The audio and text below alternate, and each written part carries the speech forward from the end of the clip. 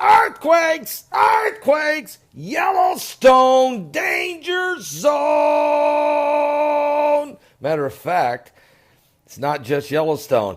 Yellowstone has been hit with 2 earthquakes here in the last 10 minutes. A 3.4 hit right on this super volcano, Yellowstone, Montana. And then, about 5 minutes after that, a 2.9 in Livingston, Montana. Right there, Yellowstone, the danger zone, the super volcano is alive. It's awake, and everyone knows it. Even now, mainstream and lamestream media did an article on it today on Yahoo News, realizing that we're in a acute situation. 1,562 earthquakes between June the 12th and August 3rd. That's more than we normally see up there in a year. And that was already way more than we should be seeing. So this thing is shaking and quaking, and the signs are of something biblical is going on with the signs of the second coming of Christ. And then we, of course, had a 4.6 earthquake in Brookings, Oregon. Very, very shallow as well. The earthquake in Brookings, Oregon, 4.6, only 23.4 kilometers deep. But the Yellowstone, and that's right on the Cascadia fault line. That's right on the Cascadia fault line. There was originally tsunami watch, but that has passed. But Yellowstone, the first one right at West Yellowstone, Montana, 6 kilometers. What? 6 kilometers. And then the second one, 21.8 kilometers. It is on the movement of the magma. It is the lava. It's on fire. And so this is it. Somebody needs to understand we're in the last days. Please. Well, Joel 2 said there would be blood and fire and vapors of smoke. And the sun would be turned to darkness and the moon to blood before the great and terrible day of the Lord come. And we're getting all those blood moons, solar eclipses, constellations of revelation, earthquakes, volcanoes, super volcanoes, extreme weather conditions, dead cows. I mean, are you serious?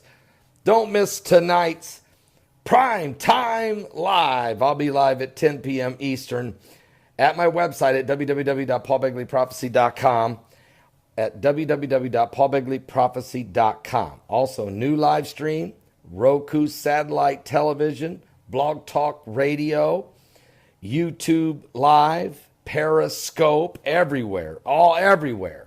Tonight at 10 p.m. Eastern, Primetime Live. The apocalypse is upon us.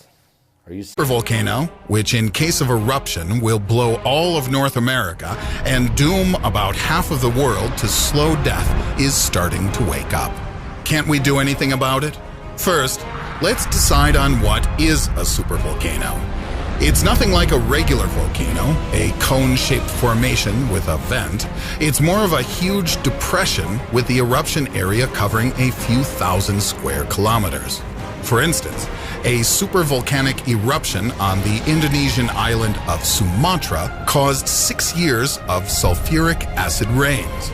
Add to this the dust clouds blocking the sun for quite a while, and you will get a picture very similar to nuclear winter. The supervolcano left no more than 10,000 people on the entire planet. Nowadays, there's also a threat of volcano eruption. There is a supervolcano in Yellowstone National Park, USA, at the height of 2,500 meters. Until recently, it has been considered dormant. On the outside, Yellowstone National Park is covered with a picturesque landscape.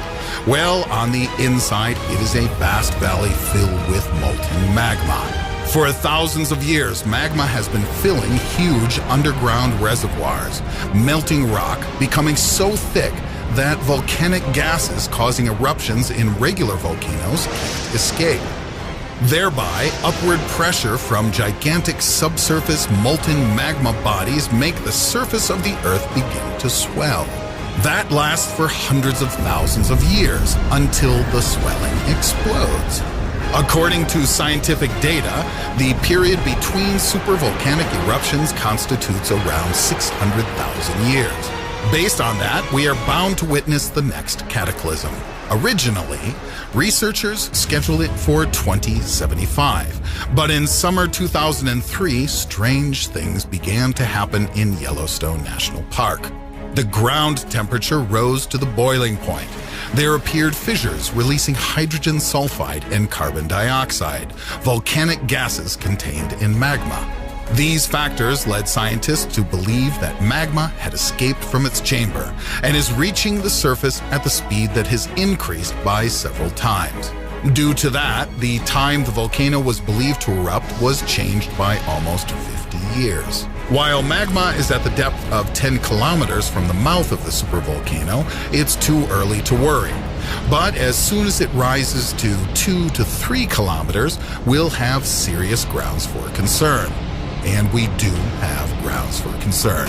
2003, Norris Geyser Basin is closed for tourists due to increased volcano activity and high water temperature. 2006, the land in the park is found to be rising 10 centimeters per year. 4th of March 2014, the White House ordered the U.S. Geological Agency to restrict access to the information on earthquakes and gas emissions. March 2014, bisons and elks abandoned the park. April 2014, the water temperature in the lakes rose above 20 degrees Celsius. According to scientists, in case of explosion, the picture will be more dramatic than that of apocalypse. It will start with the land in Yellowstone National Park abruptly going up and overheating. And when the immense pressure bursts, caldera, the resulting mouth will erupt thousands of cubic meters of lava that will resemble a column of fire.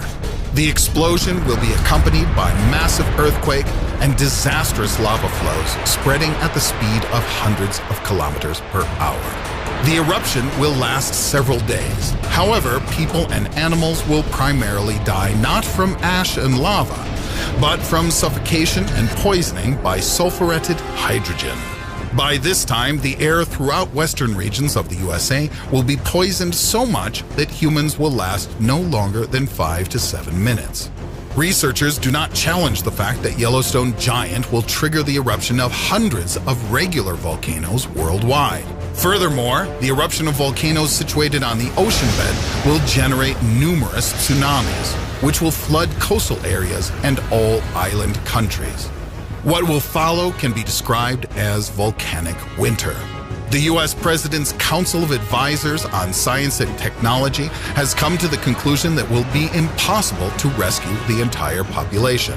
A few months' time before the explosion, we'll see the evacuation of major scientists, military servicemen, high-tech experts, and billionaires. Millionaires are very unlikely to escape due to insufficient space on the Ark. Even now, there are millionaires who are getting rid of their property and moving to the Eastern Hemisphere. Such an Ark will presumably be the African country Liberia. That's where the passengers of the Ark will try to hole up for several years in an underground bunker. So, when will the supervolcano erupt? Nobody knows for sure, but that will be quite a sight. Do you know how to survive a supervolcano explosion? Write your answer in the comments below. If you liked our video, please push the like button and subscribe to our channel. There's lots of fun stuff ahead.